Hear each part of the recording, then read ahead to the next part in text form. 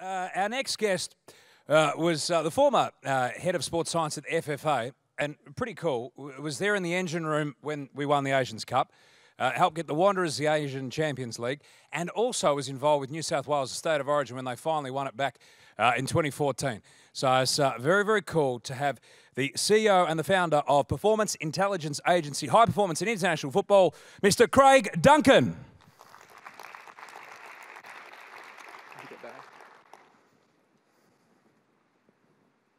Hi, thanks for having me. And it was great to hear David Martin speak. I could listen to him all day. But we'll get on here. And back in 2000, we started this World Cup campaign in a country, unfortunately, my geography wasn't that great. I'd never even heard of Kyrgyzstan. And Kyrgyzstan was a very small country. We were there in very hot temperatures. There was 25,000 people in the stadium, hanging from light towers, trees outside, and unbeknownst to us at the time, there was 10,000 people outside rioting with the police. I didn't know at that stage just how much football meant to people. And over this period of time, I've started to really see what a game football is and how it truly is the world game. So that started us on a huge campaign, in fact, the longest in history, in respect to getting to the World Cup. I didn't know it at the time that it was going to take that long for us to get there, and it took us to many, many countries, many difficult environments, security issues. You know it, we saw it. And the whole goal was to actually get us to here. So 2018 World Cup, and this is a picture of us in Russia. So I'm going to take you on a bit of a journey, a science perspective from where we came from and where we went to. So we're here at an analytics conference, and I think David talked about it as well. Analysis for me is the macro, analytics is the micro. The first step is to get the analysis right of the situation and the problem, what that actually is. Before we can drill down into analyzing anything, we've got to analyze the big picture. And that can only start with here.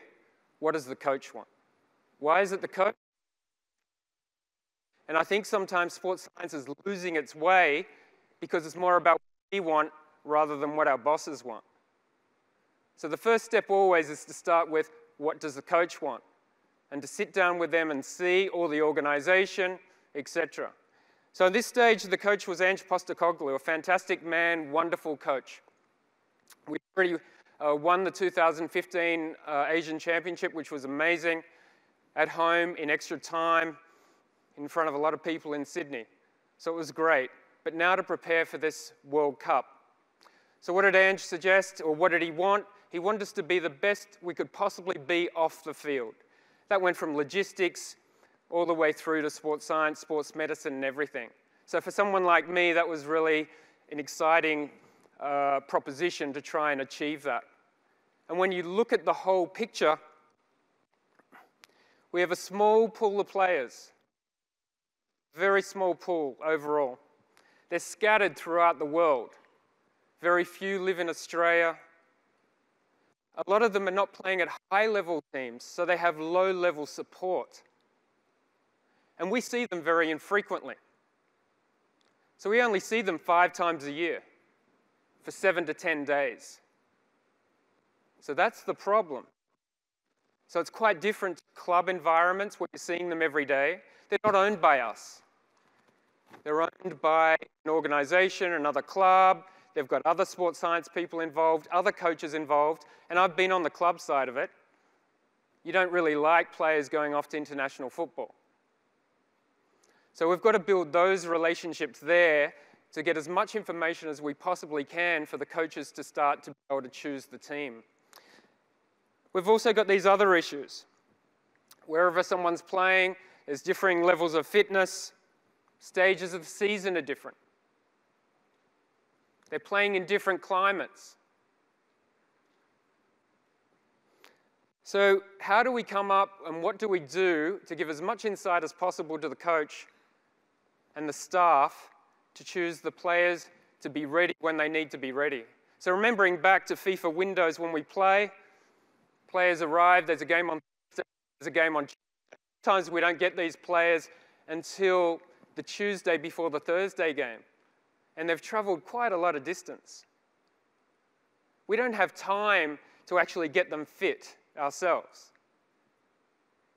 It's all about the management of fatigue and making sure that they are ready and at their optimal standards when they're coming into camp. So the only way that I believe we could do that is to monitor and to put in a very effective monitoring system. Players scattered all the way through the world. There was about 50 or 60 on our radar that the coach wanted to, keep an eye on. And this is the only way we could do it from our remote location in Sydney. Now, monitoring's an interesting one. 10 years ago, it was really cool. Everyone wanted to monitor, everyone talked about monitoring. Now, I think sometimes people just think it's a tick the box. Yeah, Craig, I monitor. Yeah, good, I do this and I do that. For me, it's even more cooler now than it ever was. But I think we have to realize why it's important. I hear a lot of people say, how are you going to get people to actually adhere to it, to put in their data daily, for you to monitor them remotely? Well, I believe a lot more in players than that.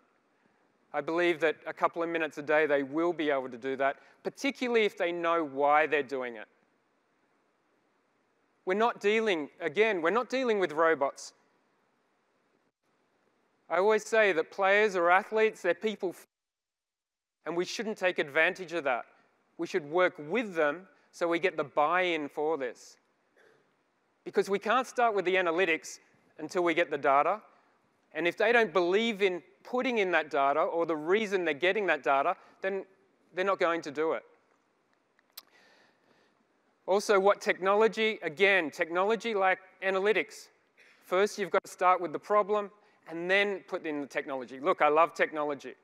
And we were able to use some really great ideas and pieces of tech during this period to manage this remote monitoring. Working with the AIS, with some work with the Apple Watch, and then later on working with a company up there called Felix, where we use this in the world 24/7 live monitoring. And I've even got mine on now just to see where I am in respect to my physiological status. I mean, all that sort of stuff, yeah, it's good. And there's a lot out there. It's only going to get more and more. But if we don't know why we're using it, the players don't know why we're using it, then it's just numbers on a page. It's just numbers on a page. We need to lift it up to give insight to the coach.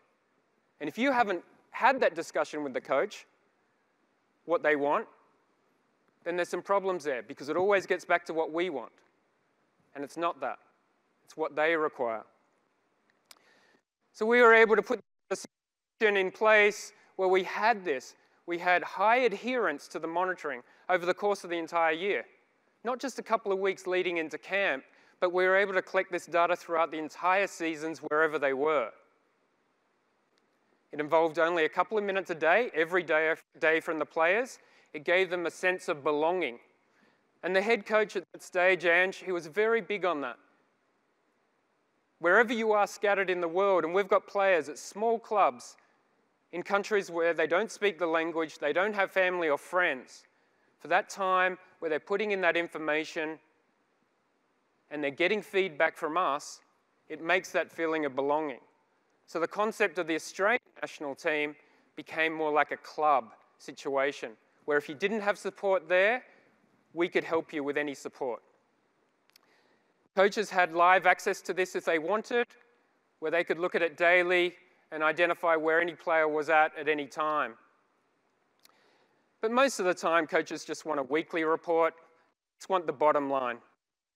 And so we would generate this with my colleague Fabian Ehrman. We were able to put this into a form exactly what the coaching staff required. And one of those things was they were looking at players on a daily basis, on a weekly basis, looking at how they were performing from a technical, tactical perspective in their gameplay. They had a very basic idea of just marking them out of 10. Because remember, we're looking at 50, they've got to select 23. So there's a whole idea that they've got to look at those players and think, okay, what condition are they in coming into camp? So when I sat down with Ange about what he wanted, he just wanted to try and for us to get the data down to a score out of 10. And we came up with this optimal performance index, and you can see it there based on the data. So that they could sit with that, see where they were physiologically, psychologically, compare it with their technical and tactical, and then make a decision and choose the team. Remembering we might only have a couple of days to prepare them before they've got to play. So this concept of the holistic performance scorecard for every player, looking at them from a wide range of angles, not just the data, not the physiological data, psychological data, how are they coping in the environment?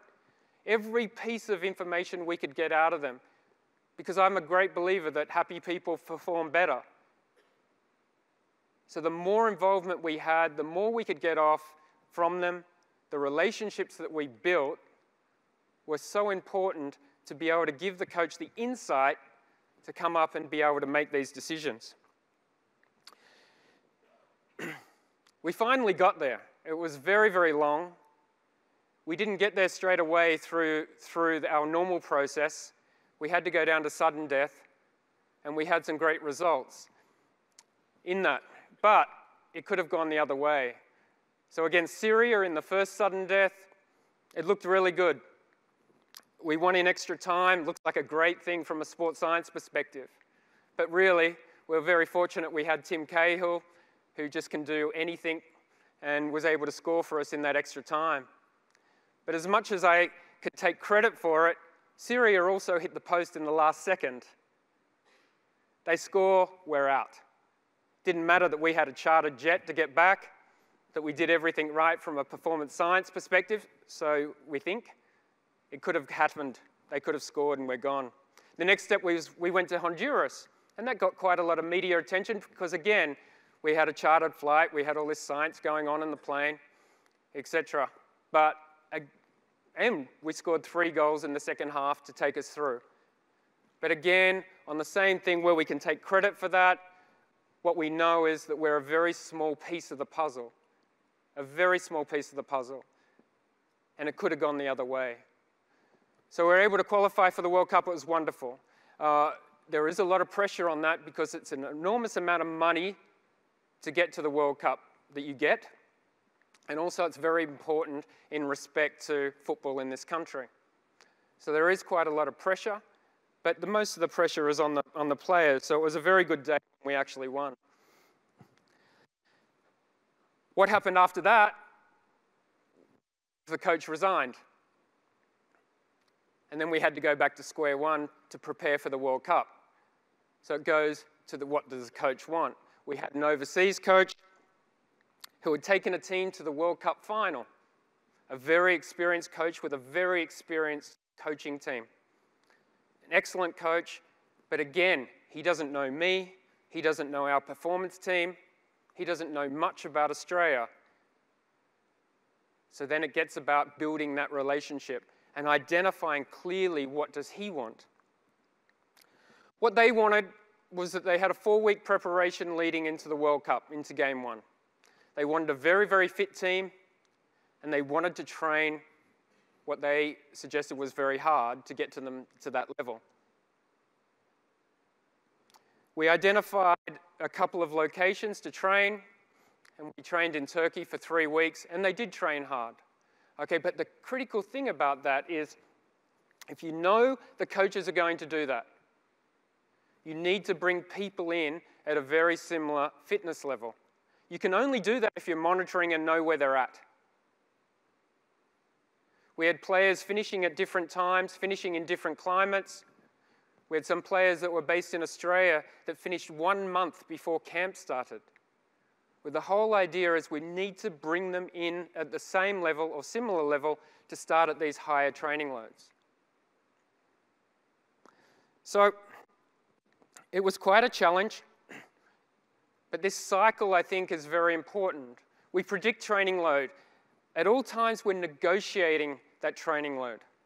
It's not our decision, it's our decision in negotiation with a relationship with the coaching staff about what they want. We train, and then we look at that response to training. We can only look at that response if we're monitoring and seeing if the response is what we think it should be from our training load. And again, I know everyone is doing this as such, but it's really clear for me that we need to do it really well and believe in it. I think some people have lost the belief in the monitoring cycle. At all stages, it's a period, it's an opportunity for us to negotiate. Training loads are too high. It's not about us going in and just saying training loads are too high because they're just going to show you the door. It's not the way to do it.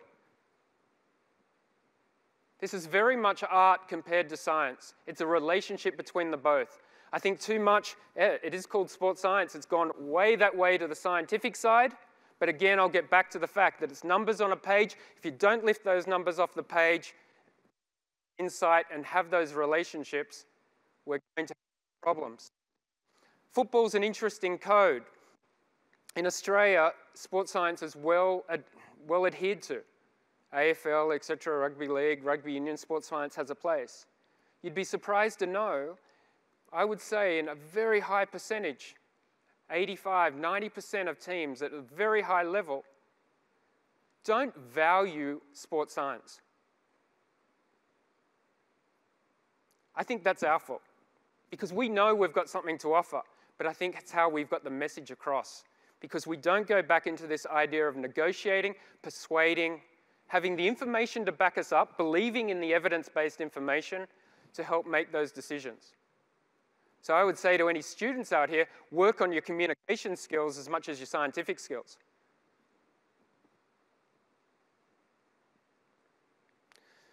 So it was quite successful.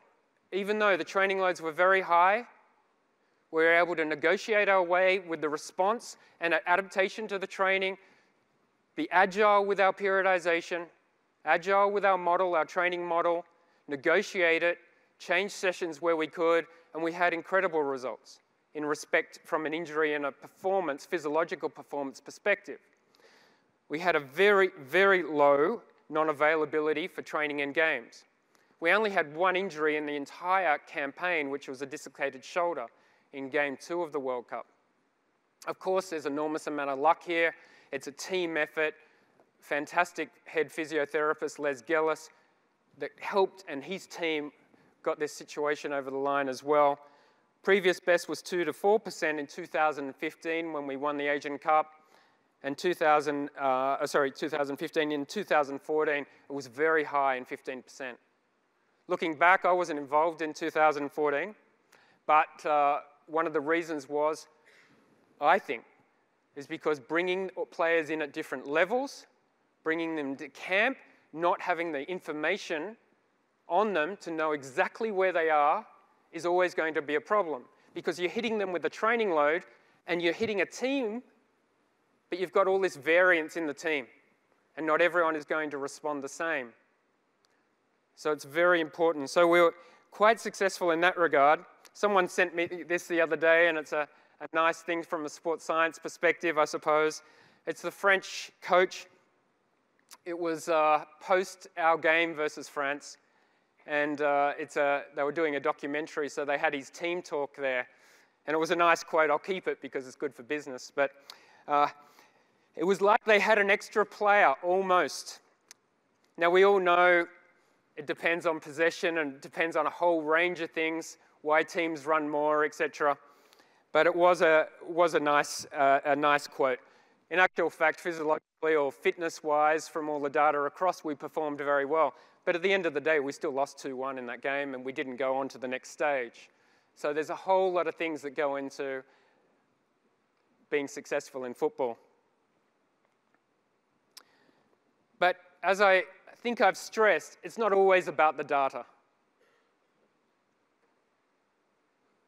And it seems funny saying that at an analytics conference and people that are into the tech. No more people are more into the tech than me and also into the analytics. I surround myself with good people in that area, but it's really about this. It's about the relationships. And some will argue, the hardcore scientists will argue that with me. But I'm happy. I'll run my own race and you can run yours. But I'm telling you, if we don't get this right, if we don't get our relationships right with people, we don't have our relationships with the players, with the coaching staff, with the sports medicine team or whoever you're working with, if we don't leave the ego out of it, I don't know where the future of sports science lies. We need to really get this art right, because we've got a wonderful message. All this data that's being generated by this wonderful technology can solve what great problems. We know that. The evidence is there. But if we can't get the message across, it's just going to be numbers on a page. Thank you.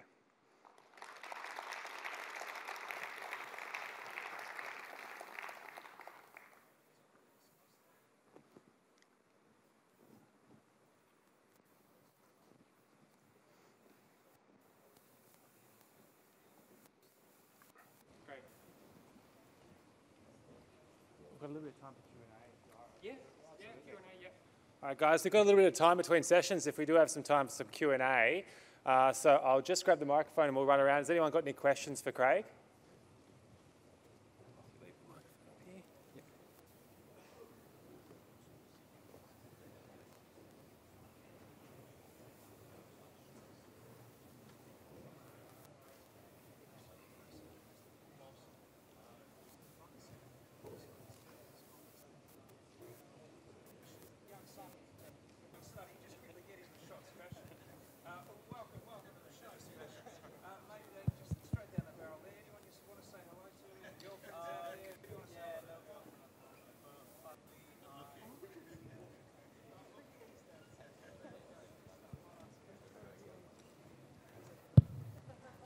Sorry about that, guys. So who had a question there for Craig? This side? Yep. That was great.